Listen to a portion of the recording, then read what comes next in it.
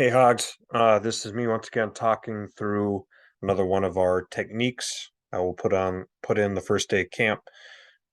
This is our kickout block. So a kickout will be used by the H's and our guards through the season. Everyone needs to learn how to kick out. It's a very, very important technique that we do because a lot of our plays, the majority of our plays has some sort of kick out. So we need to make sure that we're well versed in it. So I'm going to go over the proper technique on how to do it. So here in this play, the H is coming back and kicking out the end. Now this could also be in place of a guard pulling and kicking out an end. It could be a tackle pulling and kicking out an end if for whatever reason we decide to do that. But it's someone coming behind the formation across and kicking out someone else on the other side. That's what the kick out is. Now, in order to do this, it's very important that the H stays as tight as he can to the butts of the offensive lineman, or if it was a guard, it's important that he stays tight. He cannot get way out in the backfield when he's pulling, because if it's a good, well-coached defense, this defensive end will squeeze and stay on the line of scrimmage and will squeeze this tackle who's trying to go up to the linebacker and will stay very tight to him to make it very difficult for you to kick him out. If that's the case, that it's extra important that we stay tight to the line of scrimmage and that we scrape paint of our helmet on the pants of these linemen, or we light matches, pretend that there were matches taped to the butts of the linemen, and as we run by, we light the matches on fire because we are scraping across them. That's how tight we're staying. We're not bowing back here. We're assuming that we're getting push up front on the line of scrimmage and we stay nice and tight, and then we actually come into the line of scrimmage to block this defensive end who might be squeezing, which is the worst case scenario. And then the next thing to pop up off the tackle's play side butt is your helmet.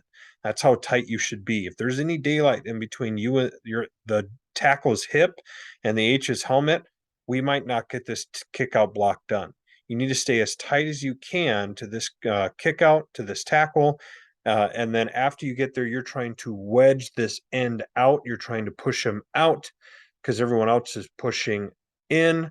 And we're trying to create a funnel or a running lane right here where the kick out is. The kick out is a vital part of the play because if we do not kick the defender out, that defender will most likely make the tackle.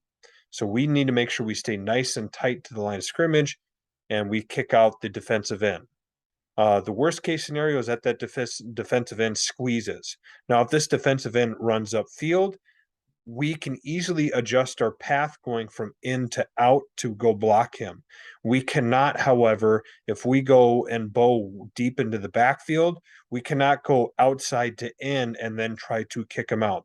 It's impossible to do so. So it's important that we stay as tight as we can right away. So I'm going to go and try to show some footage of this. We're going to show some guards first doing this, and then we'll try to go look at some H's doing the kick out here.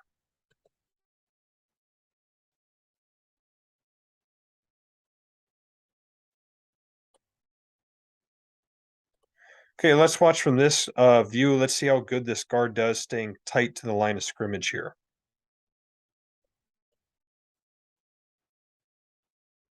Okay, I want you to notice that this guard who's pulling right now, you can see his helmet looking at us. I would like to see him a little bit lower because when we make contact with this kick out guy, this defensive end, we want to be down right on his hip. Once again, the hip is the center of mass, and if you want to move somebody, you need to be down on their center of mass to move them the easiest. If you hit them up on the shoulder pads, they're not going to move very far. You need to be down on their hip. Okay, but I do like how tight this guard is staying. I can see him staying nice and tight to the wall because this defensive end is staying tight. He could be even tighter because that's the butt of the tackle right there. And so there is a little bit of daylight, but he is nice and low making contact, and we're able to run the ball inside. Okay, let's watch from this view here. So we notice that the tackle is ripping up inside, just like that. I was wrong. That's the butt of the guard. But still, that tackle's up here. It still should be the next daylight. That's where he's scraping off of and trying to get inside and wedge this guy out. But he does have his head on the upfield hip. That's what we're looking for. So I'll go back to this view here. Whenever we're trying to kick out, we're trying to get our head on this hip, the upfield hip. We do not want to be on this side. Okay, we don't want to be there, because if we put our head on this side, the defensive end can just fall in and make the tackle. If we put our head on this side where we're trying to run the ball, this defensive end cannot run through your head and your shoulder. He would have to try to spin out, which would be bad for him. It's a lot harder for him to get back in and make the play. So we need to have our helmet on this side, on the upfield hip. Okay. Which this guard does a nice job doing that, getting his head on that side. So this guy's not able to fall in, and we're able to run the ball downhill and get a nice little gain.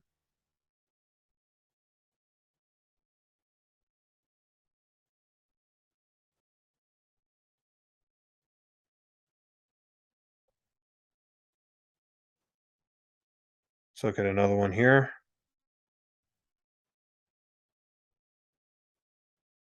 Okay. Try to find a better one here.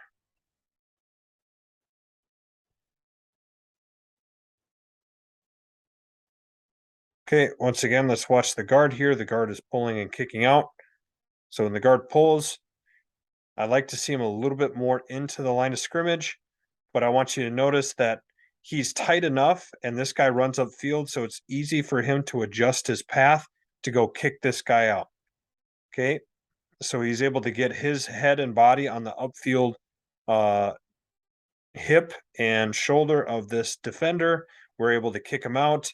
We're able to run the ball inside it. So notice that he's kicking out. Everyone else is blocking down. They're trying to create a wall here. He's trying to create a wall there. So we have a funnel to run the ball in. Okay. So wherever that kick out is, that's where we're trying to run the ball, is right off the kick out's butt. So we need to make sure that that kick out is really, really good.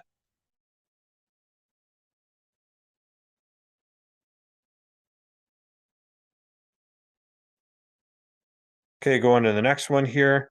Now it's the right guard pulling. Notice how tight the guard is staying. He can actually touch the center here. He's staying nice and tight to this. Notice how low he is. He's getting his head to that hip. And notice it doesn't need to be a big punch, but notice he's able to wheel this guy out, wedge this guy out, and we're able to run the ball right inside of it just like that. And if you do this right, I remember this play specifically, number 46 had to come out of the game because he got hit right in the hip with the shoulder, and that does not feel good. So once again, if you're doing this right and you're getting your shoulder on the hip, you might be taking guys out of the game in the right way, where you're doing the right thing. You're not being malicious. You're just playing hard, and you're playing using the correct technique. And because of that, um, you might end up hurting somebody because that there's not a lot of padded protection down there in the hip. Um, and you might be able to take someone out of the game in a clean sense, I should say.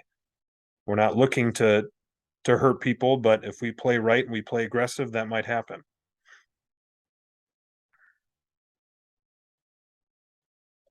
Okay, once again, here we got the right guard pulling. And this is what I'm talking about. It's important that we stay tight. We'll watch from this view here.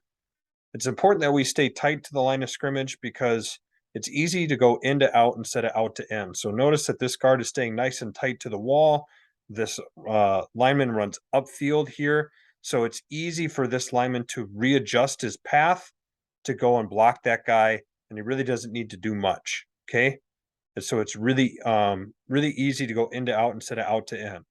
Now, if I go to some of our H's, you'll notice how we get in trouble if we do it the other way, where we go out to in instead of in to out. Let me do this.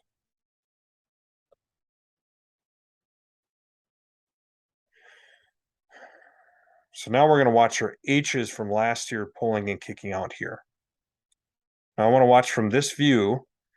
Now notice that the H takes off flat down the line of scrimmage, and I want you to notice how that gets him in trouble.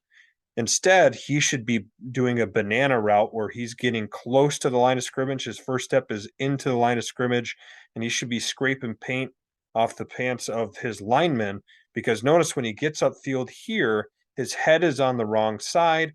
Now this guy's able to fold in and potentially make the tackle, which he's close to doing there.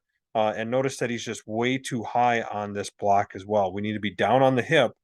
On this guy, we need to be down here and trying to wedge this guy out.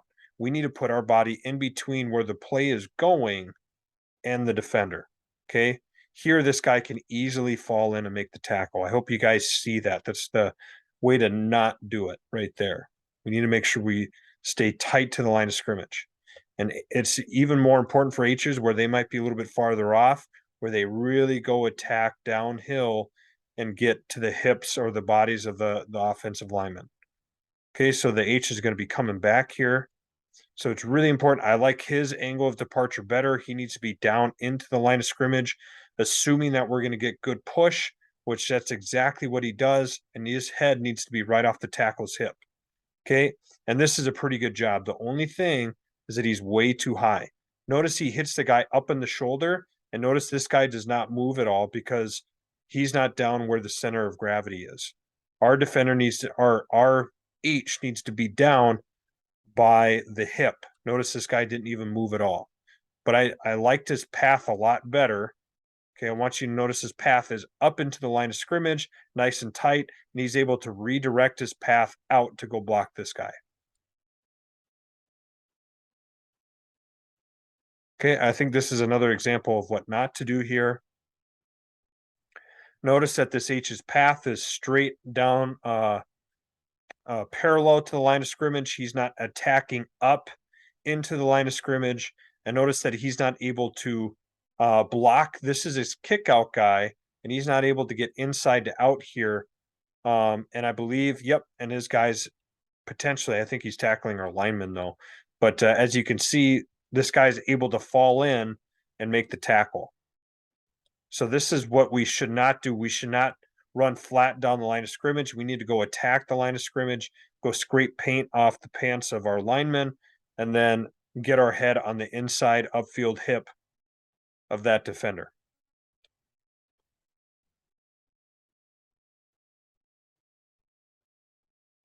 Watch the H again. Same thing, notice how the H runs down, flat down the line of scrimmage. We don't want that. We want him attacking into the line of scrimmage, assuming we're going to get push. Okay, here he got lucky because this guy ran upfield.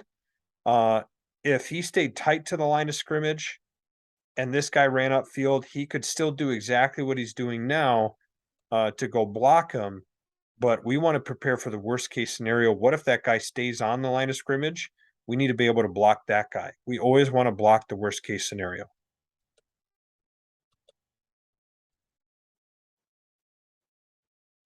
Watch the next play here.